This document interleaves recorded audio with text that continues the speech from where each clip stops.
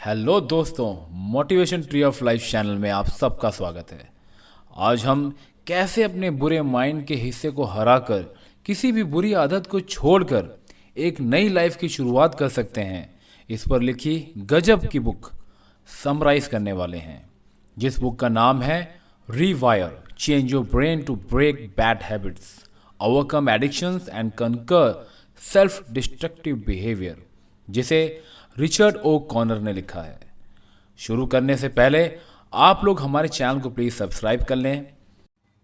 इससे पहले कि आप हमारे वीडियो में खो जाएं, आप सबसे प्लीज़ रिक्वेस्ट है कि आप हमारे चैनल सब्सक्राइब कर लें ऐसे ही बेहतरीन वीडियोस के लिए। चलिए शुरू करते हैं। क्या आपको खुद पर कभी गुस्सा आता है जब आप डाइटिंग पर होने के बावजूद भी चॉकलेट खा लेते हैं?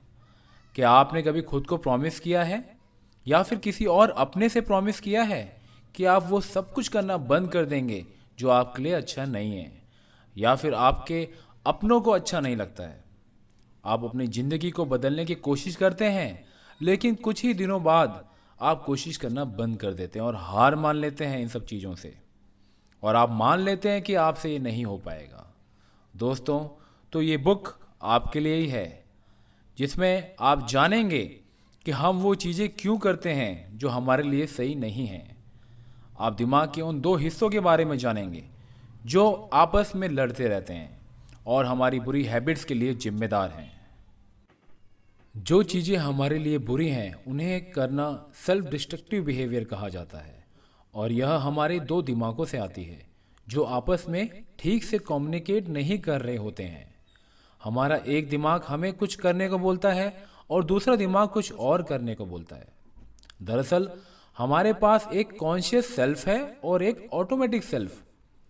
हालांकि इन दोनों की अपनी अपनी प्रॉब्लम है।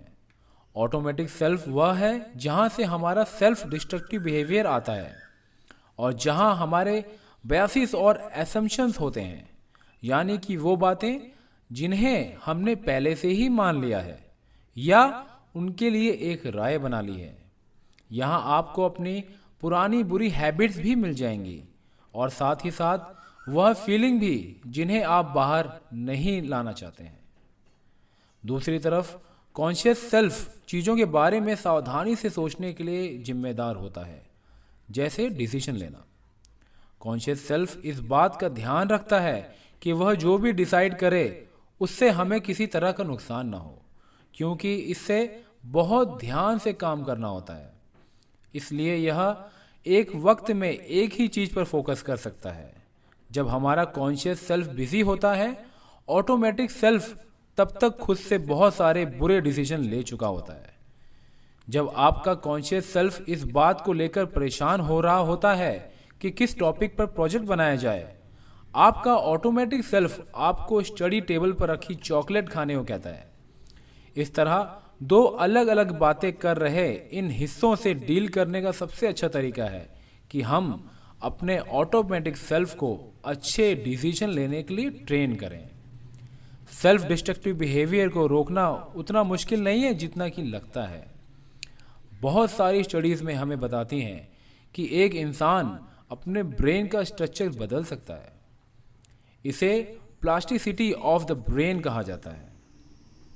जब आप अपने सेल्फ डिस्ट्रक्टिव बिहेवियर को बदलने का तरीका सीखते हैं, आपके ब्रेन में सेल्स के बीच में नए कनेक्शन बनते हैं।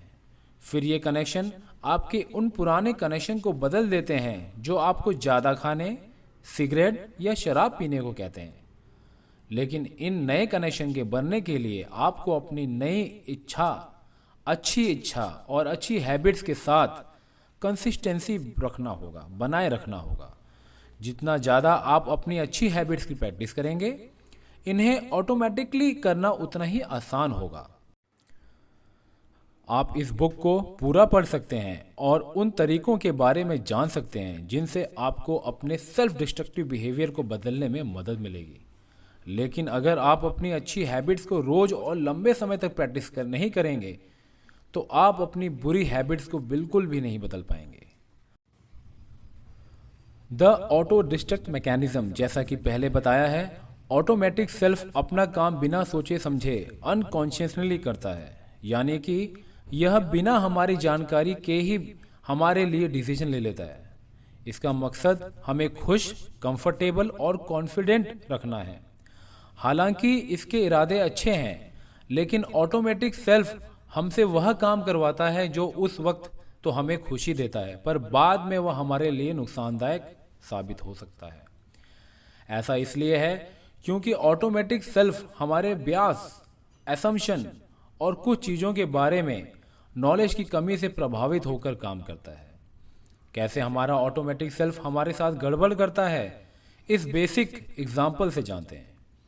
जब आप उन कपड़ों को पहनते हैं जिन्हें आप बिल्कुल पहनना पसंद नहीं करते, क्योंकि अंदर कहीं ना कहीं अनकॉन्शियस लेवल पर आप चाहते हैं कि आप भी स्कूल में बाकी बच्चों की तरह दिखें और उनके बीच फिट हो सकें। शुरू शुरू में आपको खुशी होती है क्योंकि आपको लगता है कि आप उन्हीं में से एक हैं, लेकिन बाद में आपको नफरत होने लगती है क्योंकि आप कोई ना कोई होने का दिखावा कर रहे हैं। यह समझने के लिए कि ऑटोमेटिक सेल्फ की पकड़ डिस्ट्रक्टिव बिहेवियर पर इतनी स्ट्रांग क्यों होती है, उससे पहले हम अपने सोचने के तरीके के बारे में बात करते हैं। जैसे जैसे हम अपनी ज़िंदगी जीते जाते हैं, हम चाहते हैं कि हर चीज़ का कोई मतलब हो। हम पैटर्न बनाने लगते हैं ताकि ज़िंदगी प्रेडिक्टेबल हो सके। अगर आप अच्छे काम करेंगे तो आपको उसका अच्छा फल मिलेगा। जैसे जैसे हम ज़्यादा पैटर्न्स बनाते हैं, हम उन्हें मैनेज करने के लिए एक स्ट्रक्चर बनाते हैं जिसे हम पैराडाइम भी कहते हैं। रियलिटी और दुनिया के बारे में हमारे सोचने का तरीका पैराडाइम है। जब हम बड़े हो रहे होते हैं, इसी सोच को अपने जिंदगी में लागू करते रहते हैं। जल्द ही यह परमानेंट और ना बदली जा सकने वाली सोच बन जाती है। जब हम बड़े हो रहे होते हैं, इसी सोच को अपनी ज़िंदगी में लागू करते रहते हैं। जल्द ही यह परमानेंट हो जाती है। हम उन लोगों से अपनी नज़दीकियाँ बढ़ाने लगते हैं जो हमारे सोचने के तरीके को सपोर्ट करते हैं।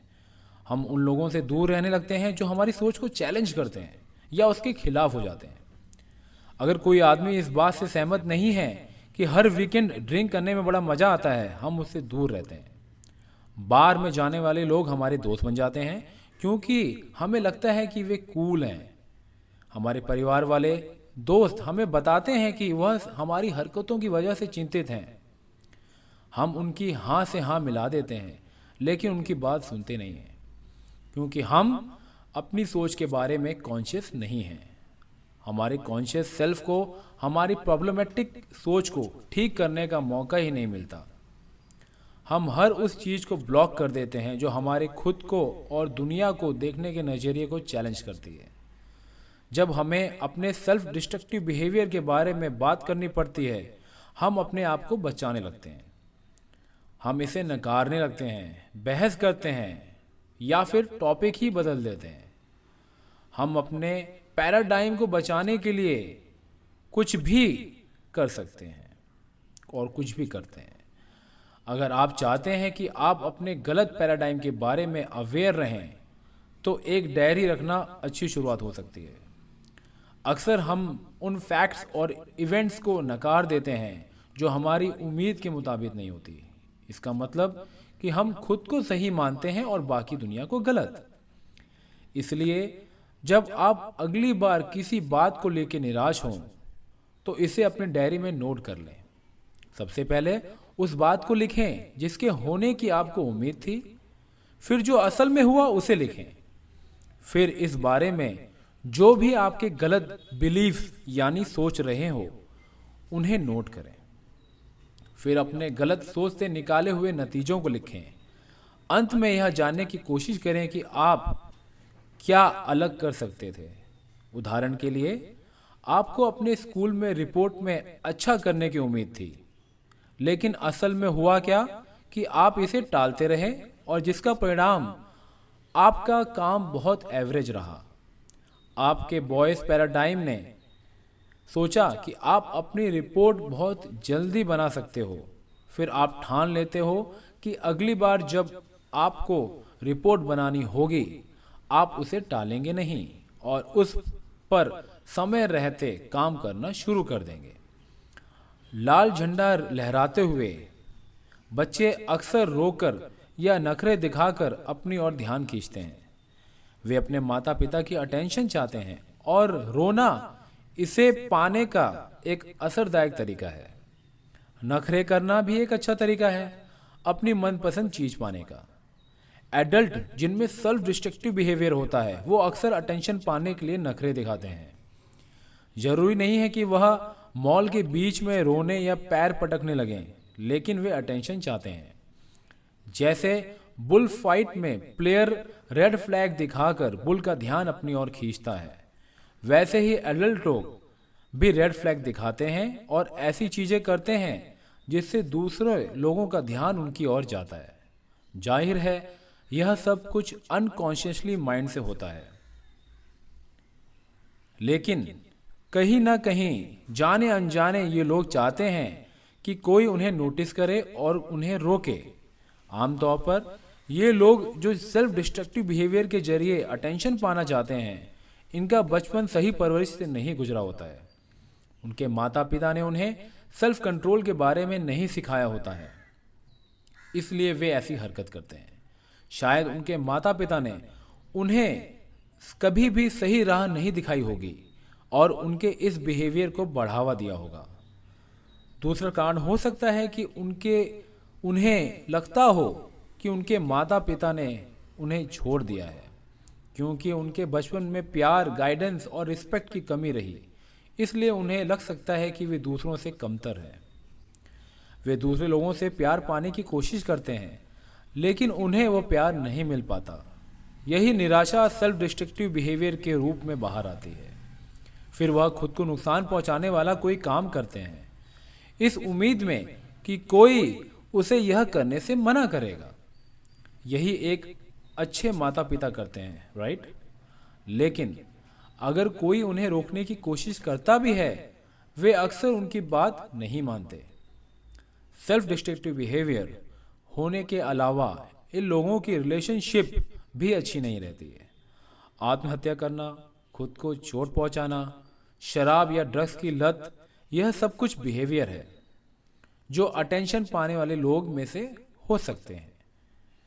ये रेड फ्लैग वेवर्स अटेंशन पाने की कोशिश करते हैं, लेकिन वे डरते हैं कि शायद उन्हें नकार दिया जाएगा। उन्हें पहले भी रिजेक्ट किया गया था जब वे बच्चे थे। अब ऐसा क्या अलग हो जाएगा? इसलिए वे खुद को या दूसरों को नुकसान पहुंचाना और लोगों की अटेंशन को मैनिपुलेट करते हैं। लेकिन इन रेड फ्लैग वेवर्स को कभी संतोष नहीं मिलता क्योंकि वे जानते हैं कि यह अटेंशन उन्होंने गलत तरीके से पाई है। इन लोगों को चाहिए कि वह अपने आप को अच्छे से कंट्रोल करें और अपने अंदर विल पावर लाएं। असल में कोई भी जिसे एक बुरी आदत है, उसे इन दो जरूरी बातों का ध्यान रखना चाहिए। दो बातों को सीखना चाहिए, जैसे एक्सरसाइज करने से आपकी मसल उभर आती है, वैसे ही विल पावर और सेल्फ कंट्रोल को भी मजबूत किया जा सकता है। ये वो एबिलिटीज हैं जो आपको बुरी हैबिट्स के वापस हावी होने से बचाती हैं। वो कौन सी बुरी आदत है जो आप छोड़ना चाहते हैं? यह कुछ काम का टिप्स है। इससे पहले कि आप खुद को एक प्रॉमिस करो, यह पक्का कर लें कि आप इसे 100% लगन के साथ फिर अपने लिए वापस उस पुरानी हालत में जाना नामुमकिन बना दें। अपनी प्रोग्रेस के बारे में लोगों को बताते रहें। अगर आप उन्हें इसके बारे में बताना बंद करेंगे तो वे खुद आपके बारे में जानना चाहेंगे। दूसरा तरीका है ऑनलाइन जाकर एक चैरिटी ढूंढना। आप अपना क्रेडिट कार्ड उस चैरिटी से लिंक कर दें और जब भी आप अपनी पुरानी आदत पर वापस जाएंगे, तब एक ऑटोमेटिक ट्रांजैक्शन से आपके कार्ड में से पैसे कट जाएंगे। अपने गोल तक पहुंचने को और इंस्पायरिंग बनाने के लिए आप वह डोनेशन किसी पॉलिटिशियन या ऐसी जगह दे सकते हैं जहां पैसा खर्च करने से आपको सख्त नफरत है। अपनी विल पावर को मजबूत बनाने का तरीका एक और भी है। उन चीज़ों को अवॉइड करना जो आपको ट्रिगर करती हैं। ये छोटी छोटी चीज़ें हो सकती हैं, जैसे अगर आपको ड्रिंकिंग की प्रॉब्लम है तो घर जाते वक्त रास्ते में पड़ने वाले बार को अवॉइड करना। एक और तरीका है बुरी संगत से दूर रहना। बियर पीने के लिए हाँ बोलना बहुत आसान है, वह भी तब जब आपके साथ रेगुलर ड्रिंक करने वाले दोस्त हों। उन्हें बताएं कि आप ड्रिंक करना छोड़ रहे हैं, और अगर आपके इस फैसले की कद्र नहीं करते तो धीरे धीरे उनसे दूर हो जाइए। जब भी आप स्मोकिंग या ड्रिंकिंग के लालच को आगे हार मानने लगें तो याद करें कि आपने कितनी प्रोग्रेस कर ली है। उस उम्मीद पर कायम रहें कि पुरानी हैबिट्स को छोड़ना वक्त के साथ आसान हो जाता है। मानसिक और शारीरिक रूप से अपने आप को तैयार करें कि इसमें महीनों का वक्त लगने वाला है, लेकिन इस बात से अपना मनोबल गिरने मत दीजिए। हर दिन जो आप अपने गोल को पाने में लगा देते हैं वह आपकी एक बुरी आदत छोड़ने के और करीब ले आता है। आप लत के आदी हो सकते हैं जब आपको किसी चीज की आदत लग जाती है तो आपके पास कोई सेल्फ कंट्रोल नहीं होता। या तो आप किसी चीज के आदी हो जाते हैं या फिर एक खास तरीके से बिहेव करने के काबिल हो जाते हैं। बहुत ज़्यादा खाना या बहुत कम खाना, बिना सोचे समझे खरीदारी कर लेना और अनसेफ सेक्स करना बुरी हैबिट्स में शामिल है। आप एडिक्टेड हैं यह आपको तब पता चलता है जब आपको वह चीज़ किसी दिन नहीं मिलती। अगर आप उसे करना बंद कर देते हैं तो आपको नींद नहीं आती, गुस्सा और बेचैनी जैसे लक्षण महसूस होते हैं। आपको लगता है कि आप जब मर्जी अपनी बुरी आदत छोड़ सकते हैं, लेकिन आप कभी नहीं छोड़ते हैं। इस तरह आप खुद को बेवकूफ़ बना रहे होते हैं कि कंट्रोल आपके हाथ में है। सबसे पहली बात, लोगों को किसी चीज़ या बिहेवियर की आदत पड़ती ही क्यों है? शराब जैसी चीज़ों की आदत पड़ने को आसानी से समझा जा सकता है। शराब आपको अच्छी फील कराती है, इसके कारण आप खुल जाते हैं, और जब आप नशे में होते हैं तो आपका टाइम अच्छा बीतता है। जब शराब आपके बॉडी से निकल जाती है आप चिड़चिड़े और बोर होने लगते हैं, इसलिए आप अच्छा फील करने के लिए फिर से ड्रिंक करते हैं। दूसरी तरफ ड्रग्स आपके दिमाग में जोरदार तलब पैदा करती है। ड्रग्स जैसे कि कोकेन और तंबाकू जैसी दूसरी चीज़ें दिमाग के उस हिस्से को एक्टिवेट करते हैं जो हमें मज़ा और खुशी देता है। जब यह एक्टिवेट होता है तो डोपामिन नाम का एक न्यूरोट्रांसमीटर रिलीज होता है। ये न्यूरोट्रांसमीटर उस इंसान को अच्छा फील कराता है। आप समझ सकते हैं क्यों एक ड्रग एडिक्ट ड्रग से चिपक जाता है, उसे छोड़ नहीं पाता। जितने लंबे समय तक वह इंसान ड्रग्स यूज करता है उसके दिमाग के प्लेजर सेंटर को उतना ही नुकसान होता है। अगर यह डैमेज हो जाता है तो इसका मतलब है आपको अच्छा फील करने के लिए और ज़्यादा ड्रग्स चाहिए होगा। उसी दौरान आपकी बॉडी के दूसरे पार्ट्स जैसे आपका लीवर भी ड्रग्स के कारण जो है खराब होना शुरू हो जाता है। आपके अपने परिवार और दोस्तों के साथ रिश्ते भी बिगड़ने लगते हैं। अपनी नशे की ज़रूरत के सिवा अब आप किसी और चीज़ की परवाह नहीं करते। तो आप एक एडिक्शन से कैसे छुटकारा पा सकते हैं? ऑथर कहते हैं कि सबसे पहले आपको अपने साथ हॉनेस्ट होने की ज़रूरत है। आपको यह स्वीकार करना होगा कि आप एडिक्टेड हैं और आपका खुद पर कंट्रोल नहीं पा रहे हैं। दोस्तों, आपको यह स्वीकार करना होगा कि आप एडिक्टेड हैं और आप खुद पर कंट्रोल नहीं कर पा रहे हैं। उन लोगों के ग्रुप को ज्वाइन करना एक बड़ी हेल्प हो सकती है जो खुद इससे लड़ रहे हैं। यह याद रखें कि आप अपनी ज़िंदगी फिर से बना रहे हैं।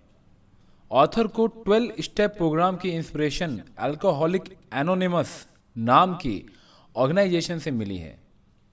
आपको इस प्रोग्राम के रूल्स को फॉलो करना चाहिए ताकि आप अपनी ज़िंदगी बदल सकें। यह आसान नहीं है। कुछ दिन ऐसे भी होंगे जब आप हार मानने लगेंगे, लेकिन ये 12 स्टेप्स प्रोग्राम आपको हर तरह से मदद करेंगे। इन स्टेप्स को फॉलो करने से पहले यह पक्का कर लें कि आपके पास एक सपोर्ट ग्रुप हो। अगर नहीं है तो कोई ऐसा इंसान हो जैसे कि एक थेरेपिस्ट या एक दोस्त जो आपकी मदद कर सके। सिर्फ अपनी खुराक पाने के लिए एडिक्शन आपसे वह सब कराएगी जो आप नहीं करना चाहते। झूठ बोलना, धोखा देना, यहाँ तक कि आप चोरी भी करने लगेंगे। एडिक्शन से जंग जीतना बहुत मुश्किल और तकलीफदेह होगा, लेकिन यह जान लें कि अगर आपने इसे पार कर लिया तो आपकी ज़िंदगी बदल जाएगी। चलिए दोस्तों, अब हम उन 12 स्टेप्स प्रोग्राम की ओर चलते हैं जो हमको बताएंगे कि कैसे हम इन चीज़ों के ऊपर एक जीत हासिल कर सकते हैं। पहला स्टेप, जैसे पहले भी बताया गया है कि आपको स्वीकार करना होगा कि आप एडिक्टेड हैं। इस भ्रम को तोड़ दें कि आप कंट्रोल में हैं और आप कभी भी इसे छोड़ सकते हैं। अपने आप से कभी भी झूठ ना बोलें। अगर आप बार बार खुद को यही यकीन दिलाएंगे तो आप कभी भी असल में इसे छोड़ नहीं पाएंगे। दूसरा पॉइंट, इसे एक एक दिन के हिसाब से करें, दोहराएं और अपने मकसद पर भरोसा करें। खुद को कहें, आज कोई सेल्फ डिस्ट्रक्टिव काम नहीं करना है। यह कोई बहुत बड़ा गोल नहीं है, कोई भी इसे कर सकता है। तीसरा स्टेप, यह मान लें कि आगे मुश्किल दिन भी आएंगे। उस वक्त के लिए खुद को तैयार करें जब आपका कोई सेल्फ डिस्ट्रक्टिव काम किए बिना रह नहीं पाएंगे, चाहे कितना भी लुभावना क्यों ना लगे। इस विचार के साथ खुद को रोक कर रखें कि ये वक्त बीत जाएगा। इस बारे में सोचते रहें कि अगर आप अपने पुराने तौर तरीकों पर वापस ना जाएं तो कितना अच्छा होगा। चौथा स्टेप, अपने मॉरल्स पर वापस जाएं। स्वीकार करें कि आपके सेल्फ डिस्ट्रक्टिव बिहेवियर ने आपसे बहुत बुरे काम करवाए हैं। हाँ, यह आपके एडिशन के कारण हुआ है, लेकिन इसे एक बहाना ना बनाएं। ठान लें कि अब से आप हॉनेस्ट रहेंगे। पांचवा स्टेप, उन लोगों से माफ़ी मांगें जिन्हें आपने किसी भी तरीके से नुकसान पहुंचाया हो। ये फोर्थ स्टेप से रिलेटेड है और यह आपको एक बेहतर इंसान बनाने में मदद करेगा। बदले में उनके साथ अपना टाइम शेयर करें। छठवां स्टेप, एक दिन के लिए किसी बूढ़े इंसान का साथी बने या फिर लोकल बीच की सफाई करें। अच्छे काम करने से आपको अच्छा फील होगा। इससे दुनिया में पॉजिटिविटी बढ़ेगी और माइंडफुल एक्टिविटीज़ की प्रैक्टिस करें। सातवां स्टेप, माइंडफुलनेस का मतलब है अपने रिएक्शन और बिहेवियर को लेकर कॉन्शियस रहना। अब आप खुद के बारे में माइंडफुल होते हैं तो आप देख सकते हैं कि आप क्या गलत कर रहे हैं। यहाँ से आप अपनी गलतियों को सुधार सकते हैं। आठवां स्टेप, बार बार उस सोच को दोहराएं कि you can fake it until you can make it. Alcoholic anonymous जैसे बड़े और फेमस ग्रुप भी इस सोच को मानते हैं और अपनाते हैं।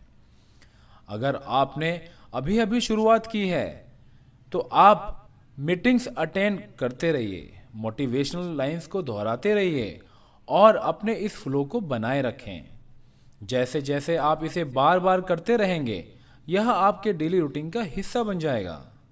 एक दिन आखिरकार आप कह पाएंगे कि आप पहले एडिक्टेड थे, लेकिन अब आपने उनसे छुटकारा पा लिया है। इन स्टेप्स को फॉलो करते रहें, भले ही कभी कभी आपको इन पर भरोसा ना हो। 9th स्टेप, अपने लिए एक सपोर्ट ग्रुप रखें। अगर आपके पास कोई सपोर्ट ग्रुप नहीं है तो एक स्पॉन्सर तलाशें। स्पॉन्सर वह होता है जिसे आप अपनी रिकवरी के दौरान सब कुछ बताएंगे। वे आपको बिना किसी जजमेंट के सुनेंगे, लेकिन वे आपको सच भी, चाहे वो कितना भी कड़वा क्यों ना हो, आपको बताएंगे। 10वां स्टेप, अगर आपके पास कोई स्पॉन्सर ना हो तो आपके पास अपनी खुद की एक डायरी रखें। इसमें हर दिन आप अपने एक्सपीरियंस को लिखें और फिर अपना वीडियो बनाएं। अपनी फीलिंग्स को एक्सप्रेस करें। बताएं कि आपको ये अच्छे दिन कैसे लग रहे हैं या क्रेविंग कितना ज़्यादा होती है। अपना एक्सपीरियंस शेयर करें। 11वां स्टेप, अपने शॉर्ट टर्म गोल पर ध्यान दें, लेकिन अपने लॉन्ग टर्म गोल को भी याद रखें। हालांकि रोज थोड़ा थोड़ा करने से यह आपको बहुत मुश्किल नहीं लगेगा, लेकिन अपने लॉन्ग टर्म गोल पर भी नज़र रखना जरूरी है। हर वो दिन जब आप खुद को सेल्फ डिस्ट्रक्टिव रास्ते पर जाने से रोकते हैं, यह आपके ब्रेन के लिए एक मौका होता है खुद को रिवायर करने का। धीरे धीरे आपका ब्रेन खुद को इस तरह ढाल लेगा कि वह किसी भी नशीली चीज या बुरे बिहेवियर पर डिपेंडेंट नहीं होगा। जैसे जैसे आप आगे बढ़ते जाओगे, अपनी एडिक्शन से दूर होना उतना ही आसान होता जाएगा। 12वां स्टेप, अंत में प्रैक्टिस करते रहें। बार बार दोहराना ही सबसे जरूरी है। बुरी हैबिट्स ने आपके दिमाग में कनेक्शन बना लिए हैं। हर रोज अच्छी हैबिट्स की प्रैक्टिस करें और उन्हें बार बार दोहराएं ताकि नए कनेक्शन जल्दी और मजबूत बन सकें। अब हम दोस्तों चलते हैं इस पूरी बुक के निष्कर्ष की ओर। तो क्या निष्कर्ष निकलता है इसका? हमने सीखा कि क्यों आप वो चीजें करते हैं जो आपके लिए अच्छी नहीं हैं, और इसके लिए आपके दो माइंड जिम्मेदार हैं जो आपस में लड़ रहे हैं। कॉन्शियस सेल्फ वह माइंड है जो आपके लिए सावधानी से फैसले लेता है। इसे आपके बहुत सारे डिसीजन पर काम करना होता है, इसलिए यह धीरे धीरे लेकिन ध्यान से काम करता है। दूसरी ओर ऑटोमेटिक सेल्फ बिना सोचे समझे डिसीजन ले लेता है। यह तुरंत रिएक्ट करता है और इसकी परवाह नहीं करता कि आपके लिए क्या अच्छा होगा और क्या बुरा। तो आप उन चीज़ों को करने से खुद को कैसे रोक सकते हैं जो आपके लिए सही नहीं हैं? आपको अपने ऑटोमेटिक सेल्फ को अच्छी चीज़ें चुनने के लिए ट्रेन करना होगा। ये पॉसिबल है क्योंकि हमारा ब्रेन फ्लेक्सिबल होता है। इसका मतलब है ब्रेन अपना स्ट्रक्चर, आप कैसे सोचते हैं और आप क्या करते हैं, उसके अनुसार बदल लेता है। आप असल में अपने ब्रेन को रीवायर कर सकते हैं। आपने सीखा कि ऑटोमेटिक सेल्फ बिना सोचे काम करता है क्योंकि उसका एक ही मकसद है, आपको खुश, कॉन्फिडेंट और कंफर्टेबल रखना। इससे फर्क नहीं पड़ता कि आपको खुश करने के तरीके जो वो ले रहा है वो भले ही गलत क्यों ना हो, सेल्फ डिस्ट्रक्टिव क्यों ना हो। आपने सीखा कि अपने अंदर विल पावर और सेल्फ कंट्रोल डेवलप करके हम बुरी आदतों से लड़ सकते हैं। यह बहुत मुश्किल हो सकता है क्योंकि बुरी हैबिट्स बचपन से ही शुरू हो जाती हैं, लेकिन खुद से प्रॉमिस करें और आप बदलेंगे, जरूर बदलेंगे। लेखक के द्वारा बताए गए 12 स्टेप प्रोग्राम की मदद से आप छोटे छोटे स्टेप लेकर अपनी इच्छा और तलब को रोक सकते हैं। खुद को सुधारने के लिए आपको बहुत मेहनत करनी होगी। बुरी हैबिट्स की जड़ें आपके दिमाग में बहुत गहरी बैठी हुई हैं और ये जड़ें आपकी बिठाई गई हैं, तो आपको ही इनको दूर करना होगा। लेकिन आपको बेहतर बनना होगा। अच्छी हैबिट्स की रोज प्रैक्टिस करके अपने ब्रेन को रिवायर करना होगा और अपनी बेहतरी के लिए, जिंदगी के लिए, अच्छी जिंदगी के लिए इसको बदलना होगा। आप अपने अंदर के राक्षस को हरा सकते हैं और दूसरे लोगों को भी इसके लिए इंस्पायर कर सकते हैं। जितना आप सोचते हैं आप उससे बहुत ज़्यादा स्ट्रांग हैं। एक एक दिन करके आगे बढ़ें। अंत में बुरी हैबिट्स, डिस्ट्रक्टिव बिहेवियर और एडिक्शन आपके अतीत का हिस्सा बनकर पीछे छूट जाएंगे। दोस्तों, अब वक्त है अपनी लाइफ में इन बातों को इम्प्लीमेंट करने का और अपनी एक नई लाइफ की शुरुआत करने का। आप इस बुक को ऑर्डर करके डिटेल्स में भी पढ़ सकते हैं। अगर अभी तक आपने हमारे चैनल को सब्सक्राइब नहीं किया है तो इमीडिएटली इस चैनल को सब्सक्राइब करें, वीडियो को लाइक करें और कमेंट भी करें। इससे हमारा मोटिवेशन बढ़ता है। अगर आपको लगता है कि ये वीडियो दूसरे लोगों के लिए भी लाइफ में चेंजेस ला सकता है, दूसरे लोगों के काम आ सकता है, तो इसे ज़रूर शेयर करें। जल्दी मिलेंगे और भी बेहतर वीडियो के साथ। Thank you very much.